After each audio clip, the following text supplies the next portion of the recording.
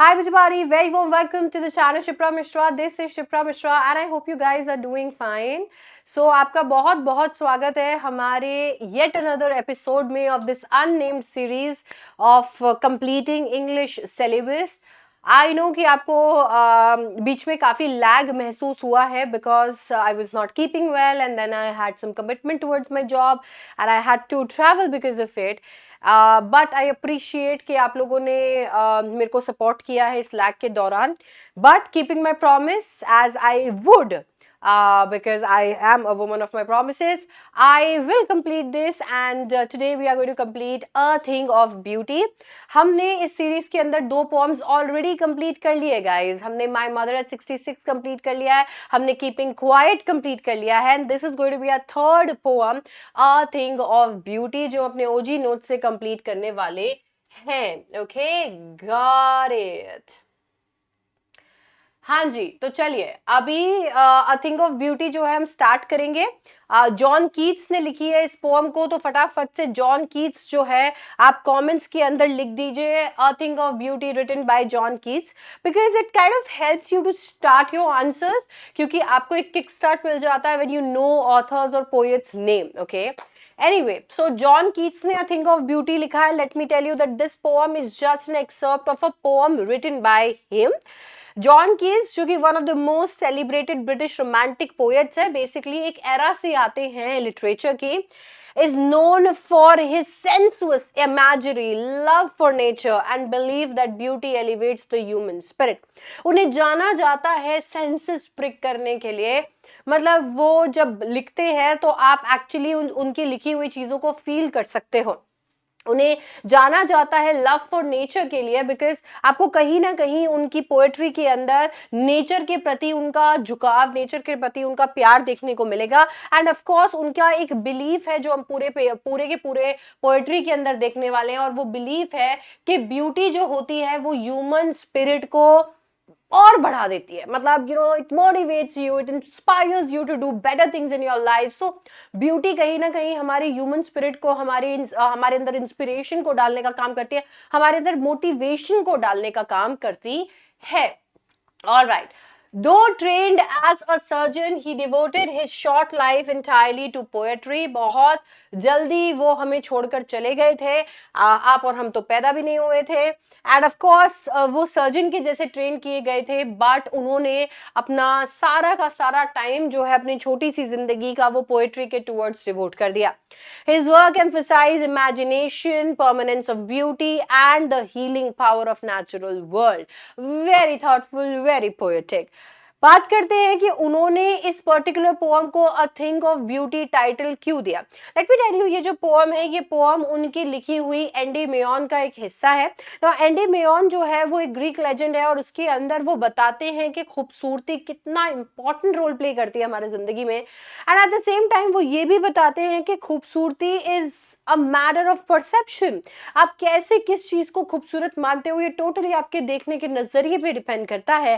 And इसीलिए उन्होंने कहीं ना कहीं एंडी मेयॉन के अंदर जब ये पूरा का पूरा सेटअप हमें दिखाया, जहां पे एक शेफर्ड है जो कि माउंट लैटमॉस पे रहता है और उसे एक दिन मून गॉडेस सिंथिया दिख जाती है. उसने जीवन में उतनी खूबसूरत चीज कभी नहीं देखी होती है. तो जब वो मून गॉडेस सिंथिया को एक बार देख लेता है तो वो सोचता है कि मेरे को वापस देखना है, उतना ही खूबसूरत चीज मुझे वापस देखना है. वो मून गॉडेस सिंथिया को ढूंढने निकल पड़ता है, बट रास्ते में उसे और खूबसूरत चीजें मिल जाती है और तब जाके उसे यकीन होता है कि यार खूबसूरती तो मेरे परसेप्शन में है. मतलब अगर मैं किसी चीज को उतना ही खूबसूरत मानता हूं जितनी मून गॉडेस सिंथिया है, तो वो मेरे लिए उसी के बराबर है. तो I am just seeking beauty in something, जबकि ब्यूटी मेरे आंखों के सामने है, बस मेरा नजरिया होना चाहिए. सो वहीं से आता है कहीं ना कहीं ये पोएम, उसी का एक्सर्प्ट, उसी का एक हिस्सा है. एंड हेंस इस पोएम का टाइटल है अ थिंग ऑफ ब्यूटी. खूबसूरती की एक चीज. अ थिंग इसको इसीलिए बोला है because it is not limited. It is not limited to parameters. It is not limited to anything. It is basically everything. इसीलिए अ थिंग ऑफ ब्यूटी बोला है। तुम्हें जैसा जो परसेप्शन नजर आता है तुम वो परसेप्शन लो। A thing of beauty is basically anything that you can seek as beautiful, anything that you think is beautiful for you. That's the idea behind this title, and it highlights the central idea that beauty is everlasting, uplifting, and capable of removing sadness from human life. It is derived from the famous opening line, "A thing of beauty is a joy forever."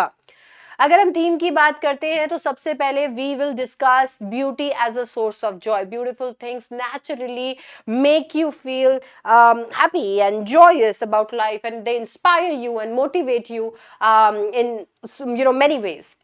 Healing power of nature, हम बात करेंगे कि nature के अंदर आपके दुख को, आपके पीड़ा को हील करने की ताकत होती है.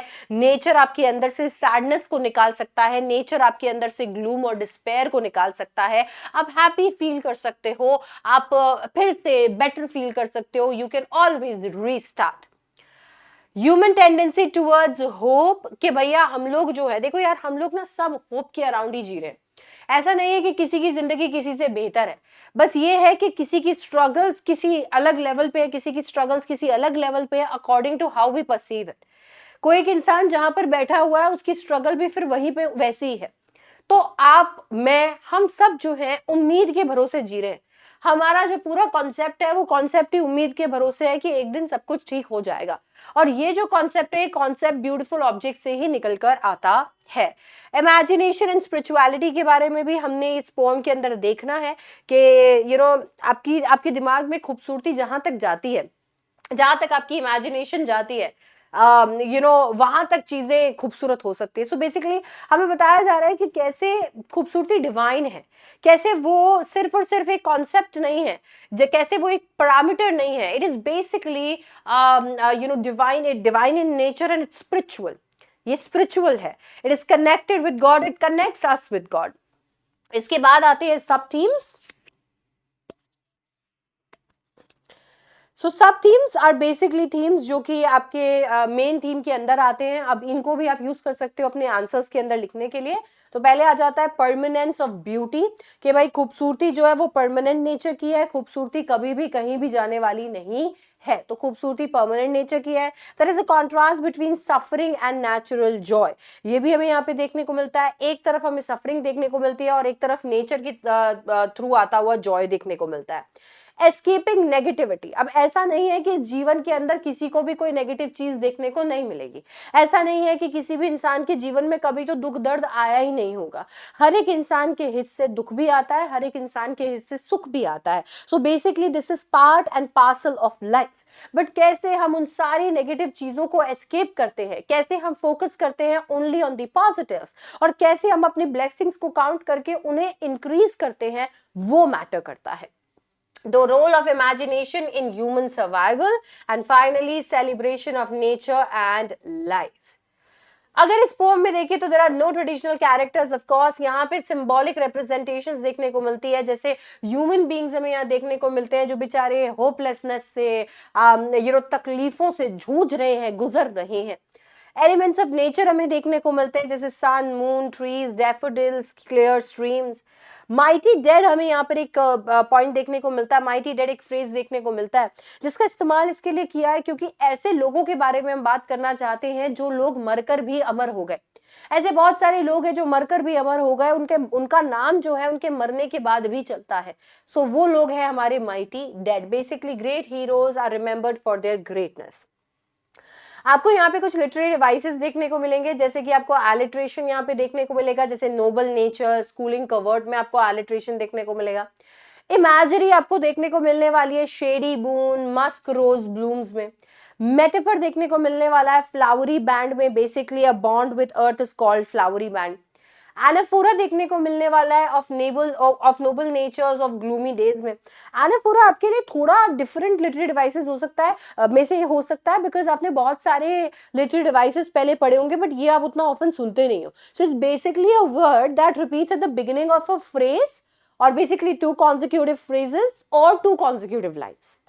तो अगर 2 consecutive lines की शुरुआत अगर एक वर्ड से हो रही है और या फिर 2 consecutive phrases की शुरुआत अगर एक वर्ड से हो रही है तो उसे हम एनाफोरा कहते हैं. It kind of creates that rhythm and repetition. Of course आप उस पर्टिकुलर फ्रेज पे, आप उस पर्टिकुलर जो लाइन है उस पे भी एम्फसाइज कर पाते हो। एन्जाम्बमेंट की अगर बात करें तो इसका मतलब होता है जब एक थॉट या लाइंस जो होती है वो बिना किसी पंक्चुएशन के फ्लो करते हैं। तो कभी कभी ऑथर्स क्या करते हैं, एक थॉट को एक स्टैंजा से दूसरे स्टैंजा में लेकर जाते हैं। इनफैक्ट पूरे पोएम के अंदर एक ही थॉट नजर आता है, वहां पे कोई फाइनल पंक्चुएशंस नहीं होते, तो उसे हम क्या कहते हैं, एन्जाम्बमेंट कहते हैं। Symbolism, symbolism is basically, symbolism आपको नजर आएगा nature, of course symbolic of healing force. Then we have hyperbole. Hyperbole is endless fountain of immortal drink, because आप ना ऐसी कोई चीज एक्चुअली देखते नहीं हो, ये सिर्फ बढ़ा चढ़ाकर आपको एक बात बोली गई है। एंड देन कम्स कॉन्ट्रास्ट, क्योंकि एक तरफ ग्लूम है, एक तरफ ब्यूटी है, एक तरफ सैडनेस है, होपलेसनेस है, दूसरी तरफ इंस्पिरेशन और मोटिवेशन है। ऑलराइट, कुछ इंपॉर्टेंट वर्ड्स विद मीनिंग्स जो आपके काम आने वाले हैं, जैसे कि बोअर, इसका मतलब होता है shady shelter. Despondence is hopelessness. Over darkened ways का मतलब होता है डार्क या ग्लूमी पाथ्स। रिल्स का मतलब होता है छोटी छोटी जो नदी नाले होते हैं। Brake is basically thick mass of ferns here, because आप जब एकदम मिड फॉरेस्ट होते हो तो आपको बीच बीच में कहीं कहीं झाड़ियां देखने को मिलती है।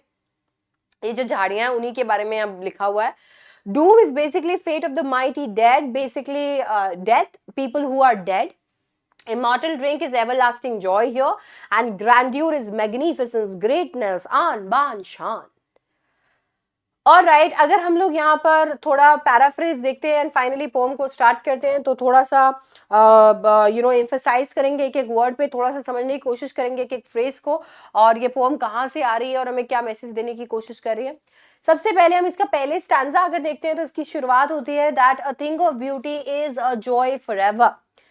पोएट कहते हैं, a thing of beauty is a joy forever, its loveliness increases, it will never pass into nothingness, but will keep a boa quiet for us, and a sleep full of sweet dreams and health and quiet breathing. तो बेटा poem की जब शुरुआत होती है तो poet कहते हैं कि एक खूबसूरत चीज, मतलब कोई भी खूबसूरत चीज, जो भी तुम्हारे नजर के अंदर खूबसूरत है, जो भी तुम्हारे नजरिए के अंदर खूबसूरत है, एक खूबसूरत चीज जो होती है वो एक सोर्स होता है जॉय का। एक खूबसूरत चीज को देखकर आपको एक अजीब सी खुशी नजर आती है, एक अजीब सी खुशी फील होती है। ये जो खुशी है, ये खुशी नेवर एंडिंग होती है, ये कभी खत्म नहीं होगी, ये कभी भी एक इसका एंड पॉइंट नहीं आएगा, इसका कोई एक्सपायरी डेट नहीं आएगा, क्योंकि ये खूबसूरती से आने वाली जो खुशी होती है, ये आपके दिमाग पर एक इम्प्रिंट छोड़कर जाती है। एक ऐसा इम्प्रिंट जो कि बार बार फ्रेश होता रहता है, बार बार, या फिर मैं कहूँ रिफ्रेश होता रहता है जितनी बार आप उसके बारे में सोचते हो। तो जितनी बार आप खूबसूरत ऑब्जेक्ट्स के बारे में सोचते रहोगे, उतनी बार वो आपको और खुशी देते जाएंगे। तो खूबसूरती से आने वाली खुशी हमेशा मल्टीप्लाई होती है। अब यार ऐसी क्या खूबसूरती खुशी हमें प्रदान कर दे रहा है जो मल्टीप्लाई हो जा रही है? ऐसा इसके लिए है क्योंकि खूबसूरती से आने वाली खुशी is a feeling. It is a feeling जो कि आपको तब मिलती है जब आप बहुत ही गर्म सीजन के अंदर एक शेड पे चले जाते हो, एक बोअर पे चले जाते हो, एक ट्री के शेड पे चले जाते हो और उसके नीचे आराम करते हो। उसके अंदर से आने वाली वो कामनेस, वो पीस, वो ठंडक, वो कूलनेस, वो कहीं ना कहीं आपको एक अलग ही फीलिंग देता है, एक ऐसा फीलिंग जो शायद आप कभी नहीं भूलोगे। एग्जैक्टली जैसे एक चैन की सांस, क्वाइट ब्रीदिंग है खूबसूरती। मतलब आप कह रहे हैं ना खूबसूरती क्या है या क्या, क्योंकि कोई पैरामीटर नहीं है, तो खूबसूरती वो क्वाइट ब्रीदिंग है, वो चैन की सांस जैसा फील करती है ना, एग्जैक्टली वैसा ही महसूस करवाती है आपको कोई खूबसूरत चीज। इसके साथ में अगर मान लो आप देखोगे हेल्थ, मुझे पता है कि हम लोग बहुत लोग ऐसे हैं जो हेल्थ को अप्रिशिएट नहीं करते, बीइंग हेल्दी को अप्रिशिएट नहीं करते, बट एक उस इंसान से पूछो जो हॉस्पिटल में है यार, जो अपनी चंद सांसें गिन रहा है और वो शायद भगवान से ये प्रार्थना कर रहा है, मुझे एक और दिन मिल जाए, बस मुझे एक और दिन मिल जाए, मैं लोगों को बाय कर पाऊं, मैं जो भी मेरे अनफिनिश टास्क है वो पूरे कर पाऊं, या मेरे जो डिजायर्स है वो पूरे कर पाऊं। आप उससे एक बार पूछ के देखो, आपको पता चलेगा हेल्थ की क्या कीमत है। खूबसूरती हेल्थ है। खूबसूरती को यहाँ पर हेल्थ बताया गया है, खूबसूरती को एक स्लीप बताया गया है, एक ऐसी चैन की नींद जिसमें अच्छे अच्छे मीठे ख्वाब आते हैं, अच्छे अच्छे ख्वाब, ऐसे ख्वाब जिनसे उठने का मन ना करे। तो फर्स्ट स्टैंजा के अंदर पोएट हम लोगों को खूबसूरती की डेफिनेशन बताते हैं। वो बताते हैं कि कैसे खूबसूरती जो है वो एक फीलिंग है, क्योंकि ये फीलिंग है तो ये आपके जहन के अंदर है, आपके माइंड पे एक इम्प्रिंट छोड़ती है, एंड दैट इज वाई आप इसे कभी भूल नहीं सकते हो। ये जितनी बार आप उस खूबसूरत चीज को देखोगे उतनी बार वो जो फीलिंग है वो रिवाइव होती जाएगी, मल्टीप्लाई होती जाएगी। कहते हैं ना कि कोई इंसान कैसा दिख रहा था, उसने क्या पहना था, उसने क्या खाया, ये सब हमें याद नहीं रहता, बट किसी इंसान ने आपको कैसा फील करवाया वो आपको हमेशा याद रहता है, क्योंकि वो फीलिंग जो होती है वो आपके साथ रहती है। It never goes away, it never fades away. So ये आपका फर्स्ट फर्स्ट स्टैंजा बोलता है, ठीक है। नेक्स्ट स्टैंजा देखेंगे, नेक्स्ट स्टैंजा हमारा क्या कहता है। नेक्स्ट स्टैंजा कहता है, therefore on every morrow are we wreathing a flowery band. क्योंकि खूबसूरती इतनी इंपॉर्टेंट है, क्योंकि खूबसूरती एक फीलिंग के साथ एसोसिएटेड है, क्योंकि खूबसूरती हम लोगों के अंदर इंस्पिरेशन भरती है, मोटिवेशन भरती है, क्योंकि खूबसूरती एक ऐसी फीलिंग क्रिएट करती है जो फीलिंग कहीं ना कहीं हमारे अंदर से कभी नहीं जा सकती, ठीक है, जो फीलिंग कहीं ना कहीं मल्टीप्लाई होती रहती है। तो इसी वजह से हम चाहते हैं कि हमें और खूबसूरती मिले, हमारे जीवन में और खूबसूरत चीजें आए, और खूबसूरत चीजें आए। खूबसूरती हमारे लिए एक वांट नहीं है, हमारे लिए एक नेसेसिटी है। यही हमें स्टैंजा 2 में बताया गया है कि खूबसूरती एक ऐसा बॉन्ड है जो एवरी डे हम रिन्यू करते हैं मदर अर्थ के साथ में। खूबसूरती एक ऐसा बॉन्ड है जो हमारी पहली सांस के साथ में रिक्रिएट होता है। It's like a flowery band, एक माला का छोर है जो हमारे हाथ में होता है और दूसरा छोर जो अर्थ के हाथ में है। खूबसूरती हमें अर्थ के साथ जोड़ती है, खूबसूरती हमें जिंदा होने का या जीने का एहसास दिलाती है, ठीक है। तो it's not a want, it is a necessity. ये वांट नहीं है, ये एक नेसेसिटी है।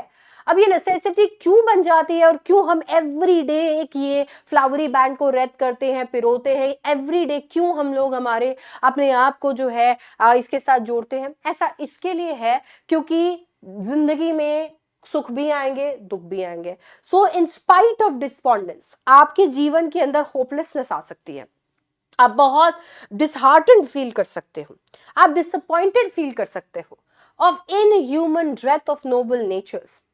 आप ये फील कर सकते हो कि यार मैंने उसे कितनी इंसानियत दिखाई और उसने मेरे साथ क्या किया। आप फील कर सकते हो कि लोगों के अंदर इंसानियत की कमी है, लोग एक दूसरे के लिए नहीं सोच रहे, लोग केवल अपने बारे में सोच रहे हैं। आप सोच सकते हो कि लोगों के अंदर अच्छाई की कमी है। हो सकता है कि किसी दिन आपको डिसअपॉइंटमेंट हो, किसी दिन आप होपलेस हो जाओ, किसी दिन आप एकदम एकदम ऐसा फील करो जैसे लोगों के अंदर या दुनिया के अंदर इंसानियत नहीं बची है। हो सकता है कि कोई दिन आपका ग्लूमी जा रहा हो, ऑफ द ग्लूमी डेज, कोई दिन आपका सैड जा रहा हो, कोई दिन आपका होपलेस जा रहा हो, आपको नेचुरली ऐसा फील नहीं हो रहा हो कि यार I don't think that this life is worth living. A lot of times हमारे दिन इतने खराब जा रहे होते हैं, हम जिंदगी में कोई एक ऐसी चीज फेस कर रहे होते हैं दैट वी फील कि आज का दिन तो बहुत ही बेकार है। कभी कभी ऐसा भी होता है of all the unhealthy and over darkened ways, कभी कभी ऐसा भी होता है कि हम जिस पाथ पे चल रहे होते हैं वो बहुत ही अनहेल्दी होता है, बहुत ही नेगेटिविटी से भरा होता है। वो पाथ जो होता है वो इतना डार्क होता है कि उसके दूसरे पार जो खूबसूरती की किरण होती है वो हमें नजर भी नहीं आ रही होती है। कभी कभी हम देख भी नहीं पा रहे होते हैं कि आगे क्या है। हम एक गलत रास्ता चुन लेते हैं और उस गलत रास्ते पे चलते हैं और वो गलत रास्ता हमें एक पॉजिटिव ब्राइट फ्यूचर की तरफ भी नहीं ले जा रहा होता। ये सारी थॉट्स जो हैं इन स्पाइट, हाँ ये कहां से शुरू हुआ? Spite is basically in spite, यहां से शुरू हुआ। ये जितने भी थॉट्स है बच्चों, ये सारे जो थॉट्स हैं, इन थॉट्स के अंत पे हम लोग हमेशा जीने की वजह ढूंढते हैं, क्योंकि this is an everyday struggle. ऐसा नहीं आज ही मेरे साथ हो रहा है, कल ही मेरे साथ हो रहा है, ये जिंदगी का हिस्सा है, हर दिन होता है। हर दिन कोई बंदा ऐसा टकरा जाता है कि ऐसा लगता है कि दुनिया में इंसानियत नहीं है। हर दिन कुछ ऐसा हो जाता है कि लगता है यार आज का दिन बेकार गया। हर दिन कुछ ना कुछ एक ऐसा मोमेंट आता है जहां पे हम हारा हुआ, टूटा हुआ, खोया हुआ महसूस करते हैं। और आपको पता है अगला दिन हम फिर क्यों एक नई जील से शुरू करते हैं? बिकॉज हर वक्त जब ये नेगेटिव थॉट्स हमारे दिमाग में आते हैं, जब भी ये नेगेटिविटी हमें घेर लेती है, we search in spite of all, इन सारी चीजों के बावजूद हम सर्च करते हैं सम शेप ऑफ ब्यूटी, किसी ना किसी फॉर्म में, किसी ना किसी शेप में खूबसूरती ढूंढते हैं। आप बहुत हारा हुआ, टूटा हुआ महसूस कर रहे हो and your father comes and he says that I am proud of you. आप हारा हुआ, टूटा हुआ महसूस कर रहे हो and your mom says and she comes and she says आज मैंने तेरा फेवरेट खाना बनाया। दोस्त कह रहा है चल यार गेड़ी मार के आते हैं। ये छोटे छोटे पल जो होते हैं, किसी भी शेप में आ सकते हैं। Beauty has no shape, beauty has no description, it has no parameters at all. किसी भी शेप में आ सकते हैं और ये छोटे छोटे पल कैन रिवाइव योर डे, आपके अंदर जीने की इच्छा डाल देते हैं, आपको अगले दिन उठने का कारण दे देते हैं। So beauty can come in any shape and it can move away the pall from our dark spirits. किसी भी शेप में आ सकती है और हमारी इस डार्क स्पिरिट से, जो नेगेटिविटी से भरा हुआ हमारा दिन है, हमारी स्पिरिट है, उससे उस पॉल को, उस नेगेटिविटी के क्लाउड को निकाल फेंकती है। And we feel all happy, energetic and joyous again. हमें एक उम्मीद बंध जाती है कि नहीं, आज का दिन जैसा भी था, कल का दिन और बेहतर होगा, कल का दिन और बेहतर होगा, कल का दिन और बेहतर होगा। और इस उम्मीद के सहारे हम अपने जीवन में चीजें अचीव करते रहते हैं, हम जीते हैं। खूबसूरती हमें जीना सिखाती है। एंड दैट इज वाई मैंने बोला कि स्टैंजा 2 में जॉन कीट्स हमें बताते हैं कि खूबसूरती is not a want, it is a necessity. So this is your paraphrase. Then comes your stanza 3. Such the sun, the moon, trees old and young, sprouting a shady boon for a simple sheep, and such are daffodils with the green world they live in, and the clear rills, that for themselves a cooling covert make against the hot season, the mid-forest break, rich with a sprinkling of fair musk roses bloom. अब क्या है ना, जब खूबसूरती ढूंढने निकलते हैं तो थोड़ी खूबसूरती तो नेचर में ही मिल जाती है, क्योंकि ये जो पूरी पोएम है, it has this idea that nature has healing properties. इस पूरे पोएम के अंदर ये आइडिया है कि नेचर के अंदर हीलिंग प्रॉपर्टी है, it can heal you. And इस प्रॉपर्टी को दिखाने के लिए पोएट मेंशन करते हैं कुछ ऐसी चीजें जैसे कि सन एंड मून।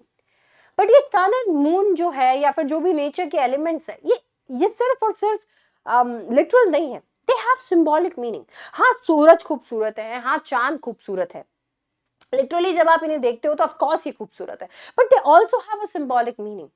क्योंकि क्या होता है ना कि खूबसूरती हम आमतौर पर बिगिनिंग्स में ढूंढते हैं, बट चांद इस बात का सबूत है कि एंडिंग में भी खूबसूरती हो सकती है। Beginnings can be beautiful but endings are also beautiful. जैसे मून के साथ में एक रात, एक दिन का अंत, दिन के अंत पे मून आता है, और मून जितना खूबसूरत होता है उतना ही खूबसूरत अंत भी हो सकता है। तो शुरुआतें जितनी खूबसूरत है, अंत भी उतने खूबसूरत है। ट्रीज ओल्ड एंड यंग, ये ट्रीज ओल्ड एंड यंग की बात की गई है। दैट मीन्स ये बोल रहे हैं that beauty has no relation with age. Beauty का एज से कोई मतलब नहीं है, कोई ताल्लुक ही नहीं है। आप ये कह ही नहीं सकते कि जो चीज जवान है वही खूबसूरत है, बुढ़ापे में वो बेकार हो गई। कभी बूढ़े पेड़ को देखा है? हाँ, वो कितना स्ट्रांग होता है, कोई आंधी कोई तूफान उसे डिगा नहीं सकता। उसकी छांव कैसी होती है, उसकी टहनियां फैली हुई, उसकी छांव गहरी, कितने लोगों को वो अपने नीचे समा सकता है। जितना खूबसूरत वो बूढ़ा पेड़ है, उतना ही खूबसूरत एक जवान पेड़ है जो अभी अभी ब्लूम किया है। उतना ही खूबसूरत है sprouting a shady boon for simple sheep. एक छोटा सा बीज जो अभी अभी अंकुरित हुआ है, ये सोच के कि अभी अभी ये जो अंकुरित हुआ है, हाँ, ये सोच के कि मैं भी बनूंगा एक बड़ा सा पेड़, एक बड़ा सा पेड़ बनूंगा, और बड़ा सा पेड़ बन के हम जैसे सिंपल शीप बोले तो हम ह्यूमन बींग्स, तो ये भी ऐसे सोचता है कि मैं भी एक बड़ा पेड़ बनूंगा, बड़ा पेड़ बन के ह्यूमन बींग्स को क्या दूंगा, ह्यूमन बींग्स को दूंगा एक शेडी बून।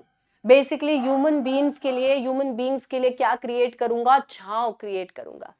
तो खूबसूरत है वो छोटा सा बीज भी जो अंकुरित होकर ये सोचता है कि मैं भी तो कभी एक बड़ा पेड़ बनूंगा, मैं भी तो कभी एक बूढ़ा पेड़ बनूंगा, मेरे अंदर भी तो बहुत सारी टहनियां होंगी, मेरी जो टहनियां हैं उन टहनियों से भी तो पत्तियां निकलेंगी, मैं भी तो छांव का सोर्स बनूंगा सिंपल शीप, यानी हम लोगों के लिए, ह्यूमन बींग्स के लिए।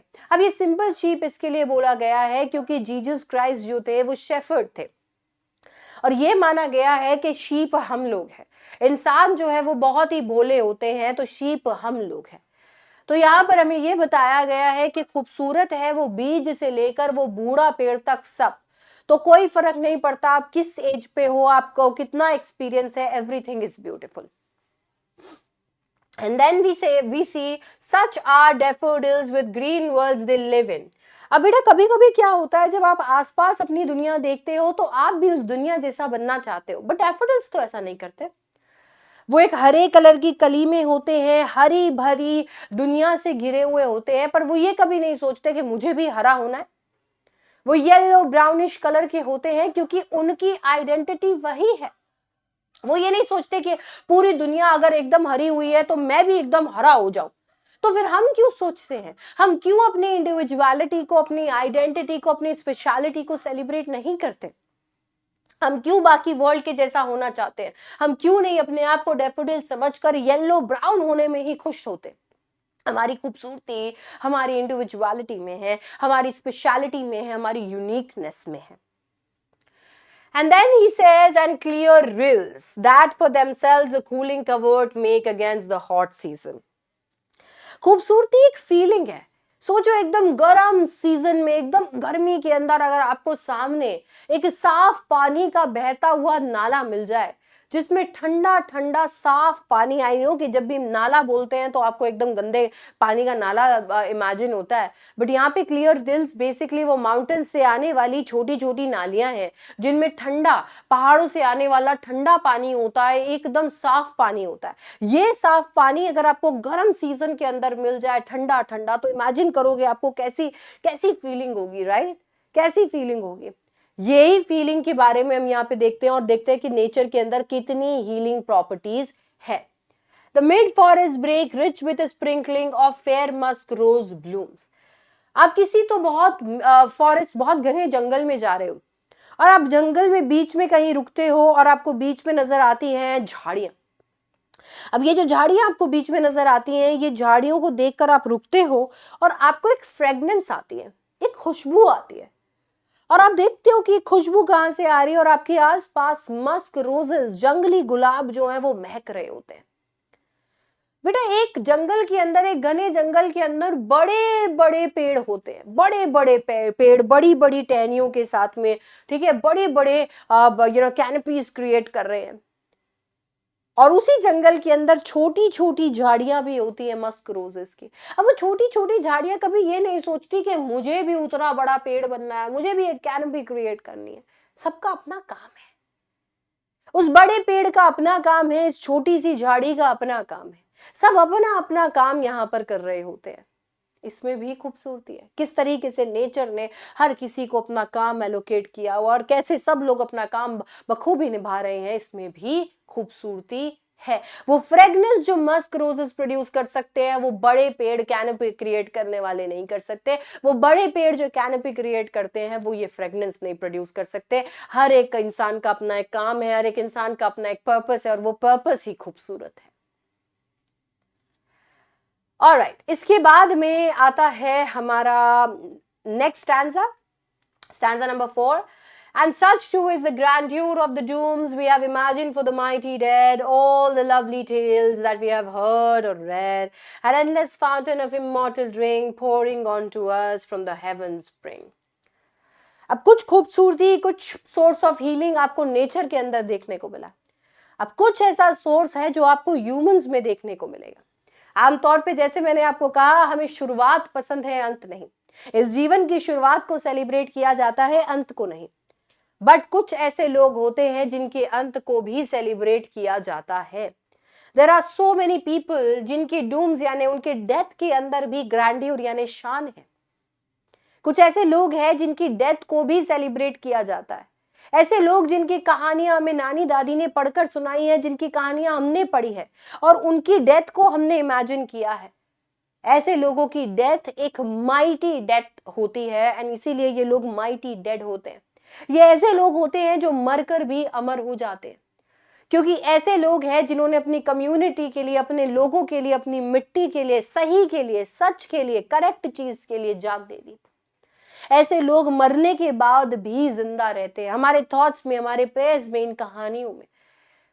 तो ये कहानियां जो है, ये सोर्स ऑफ मोटिवेशन है, ये सोर्स ऑफ इंस्पिरेशन है कि अगर कोई एक इंसान हमारे लिए अपनी जान दे सकता है, तो हम जो जान हम लोगों को किसी और के बेटे की जान गवा कर मिली है, ये जान, हम इस जान से हम कुछ प्रोडक्टिव क्यों नहीं करते? कुछ नया क्यों नहीं करते?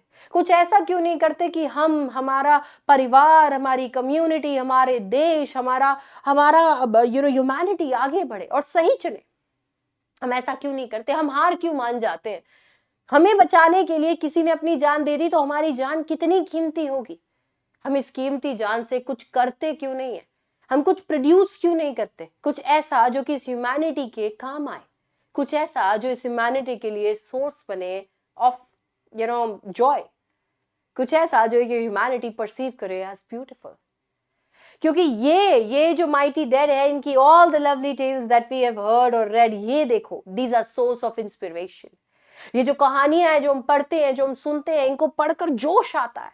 ये मूवीज जो हम देखते हैं, जिनके अंदर हम देखते हैं किस तरीके से लोगों ने बहादुरी के साथ ह्यूमैनिटी के लिए कुछ किया, सच के लिए कुछ किया, राइट के लिए कुछ किया, हमारे लिए कुछ किया, अपने लोगों के लिए, अपनी मिट्टी के लिए कुछ किया। इन्हें पढ़कर हमें कैसा महसूस होता है? हमारे अंदर एक जोश आता है, इंस्पिरेशन आता है, मोटिवेशन आता है कि मैं भी करूंगा, मैं भी इस देश के लिए कुछ करूंगा, मैं भी अपने लिए कुछ करूंगा, अपने लोगों के लिए कुछ करूंगा, अपने माँ बाप के लिए कुछ करूंगा।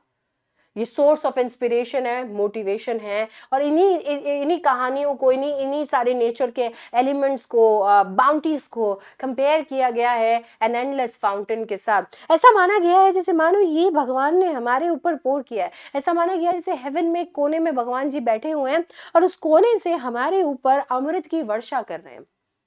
एक ऐसा फव्वारा जो है वो क्रिएट कर रहे हैं, जो फव्वारा कभी खत्म नहीं होगा। ऐसा इसके लिए है क्योंकि भगवान ने हमें जहां चैलेंजेस दिए हैं, वहां पे ये खूबसूरत चीजें भी दी है इन चैलेंजेस को फाइट करने के लिए। ये सोर्स ऑफ इंस्पिरेशन है हमारे लिए, और never ending source of inspiration and motivation है। ये हमारे लिए इस तरीके से चल रहा है मानो जैसे हमारे ऊपर अमृत बरसाया जा रहा है। क्योंकि हमारे ऊपर ये जो बाउंटीज है, ये जो बाउंटीज हमें दी गई हैं, ये जो खूबसूरत चीजें हमें दी गई है, इनसे आने वाला जो खुशी है वो भी ऐसा ही है। ये फाउंटेन कभी खत्म नहीं होगा, इस फाउंटेन में चलने वाला अमृत कभी खत्म नहीं होगा। जब तक आपकी नजर जाएगी, जब तक आप खूबसूरती परसीव करने की ताकत रखोगे, तब तक आप खूबसूरती परसीव कर पाओगे। It will never end. And that is a thing of beauty written by John Keats. इससे आने वाले कुछ क्वेश्चंस जैसे कि why does the poet say that a thing of beauty is a joy forever. Poet ने ये क्यों कहा कि a thing of beauty source of joy है हमेशा के लिए। क्वेश्चन जैसे कि what makes human being suffer in life according to the poet. Poet के अनुसार हम लोग जिंदगी में क्यों सफर करते हैं, कौन सी ऐसी चीजें हैं जो हमें सफर करवाती है। Question number 3 जैसे कि how does beauty help humans overcome negative emotions? Because we are drowned in negative emotions, और ये negative emotions से हमें खूबसूरती कैसे बचाती है, कैसे निकालती है बाहर। What is meant by the grandeur of the dooms? यानी किन्हीं के तो मौत में भी शान है। अरे कितने ऐसे लोग हैं जो जिंदा रहे, 100 साल के होकर मरे, पर कुछ नहीं किया, ना ह्यूमैनिटी के लिए, ना अपने लिए, ना अपने लोगों के लिए, ना सच के लिए, ना सही के लिए। और कितने ऐसे लोग हैं जो शायद एक छोटी सी जिंदगी जिए बट इतना बड़ा इंपैक्ट क्रिएट करके चले गए कि उनकी मौत में भी शान है यार। बड़े शान से कहते हैं ये तो हमारे हैं, ये हमारे शहीद है। कितने कितने शान से हम ये कहते हैं। Next is why does the poet refer to beauty as an immortal drink? Because it is a source of never-ending joy. ये एक ऐसा सोर्स है जो हमारे को नेवर एंडिंग रूप में मोटिवेशन, नेवर एंडिंग तरीके से इंस्पिरेशन प्रोवाइड करता है।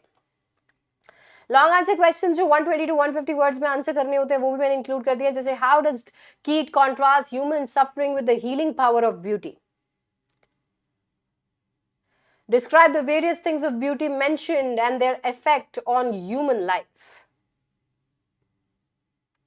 How does Keats use imagery to convey his philosophy of beauty? Explain the significance of flowery band in the poem. Finally, why does the poet consider beauty similar to divine fountain?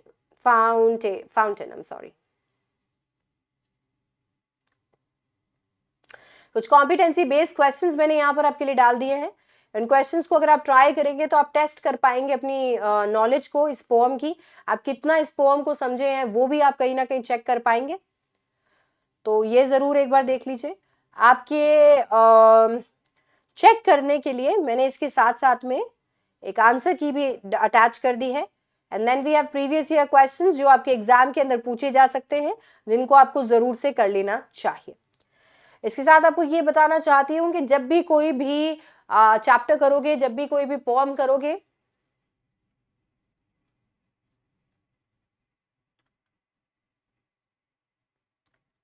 I think there is this issue with the camera. Anyway, coming back to what I was saying, कि जब भी आप कोई भी chapter करोगे, जब भी आप कोई पोएम करोगे, तो उसे रिकॉल जरूर करना है। और रिकॉल करने के लिए आप उसके अंत पे 150 वर्ड्स की एक समरी क्रिएट करेंगे एंड देन उस समरी को मेरे साथ में मैच करेंगे, ताकि से आपको पता लगे कि क्या क्या चीज़ें कैसे लिखी जा सकती थी। आप कुछ वर्ड्स सीख पाए, कुछ लिखने का तरीका सीख पाए, कुछ इंस्पिरेशन ले पाए। आपके जो नोट्स है इसके अंदर मैं समरी ऐड कर दूंगी एंड आप इन्हें डाउनलोड कर पाओगे मेरे टेलीग्राम से। मेरे टेलीग्राम का लिंक आपको नीचे मिल जाएगा। हैविंग सेड दैट, आपको अभी क्योंकि ऑफ कोर्स फेस्टिव सीजन है, हॉलीडेज का सीजन है, गिफ्ट्स का सीजन है, और अनअकैडमी जहाँ पे मैं काम करती हूँ उन्होंने अभी रिसेंटली अपना 10 इयर्स सेलिब्रेट किया है। अभी रिसेंटली उनका बर्थडे गया है, सो दे आर सेलिब्रेटिंग। तो मैंने सोचा आपके साथ में भी इस चीज़ को शेयर कर दिया जाए। सो अनअकैडमी इज सेलिब्रेटिंग, और अनअकैडमी पे चल रहा है प्रतिष्ठा। प्रतिष्ठा में आपको ये स्पिन द व्हील देखने को मिलेगा, जिसमें आप iPhone, snack coupon, tablets, discount coupon, smart watch, AirPods, online test series, Amazon voucher, ये सब कुछ जीत सकते हो। You basically have to spin this wheel, ठीक है। तो आपको इस व्हील को स्पिन करना पड़ेगा and you can win any of these items and मेरे ख्याल से अभी जाकर आपको ये करना चाहिए, because you should try your luck. Trust me, आप जो भी जीतेंगे वो आपको ज़रूर मिलेगा, because मैंने खुद ने एक टैबलेट, एक टॉपर को, I think there is something wrong with the camera, but मैंने खुद ने एक टैबलेट जो है वो एक टॉपर को दिया था। तो इट्स नथिंग कि भाई आप कोई चीज़ जीतोगे तो आपको वो मिलेगा नहीं, ठीक है। तो I think we are back, so वो आपको जरूर मिलेगा। तो make sure that you register and you spin the wheel. And that's it from my side. Thanks for supporting me, and if you haven't subscribed to this channel, please do subscribe to the channel. Like this video, share this video with your friends, and do spin the wheel because you can win exciting rewards and gifts. And next episode के लिए तैयार हो जाइए। आपको इसका जो PDF है वो आपके Telegram पे मिल जाएगा। You can download from there, ठीक है। And thank you so much. I'll see you in the next one. Bye bye. Take care.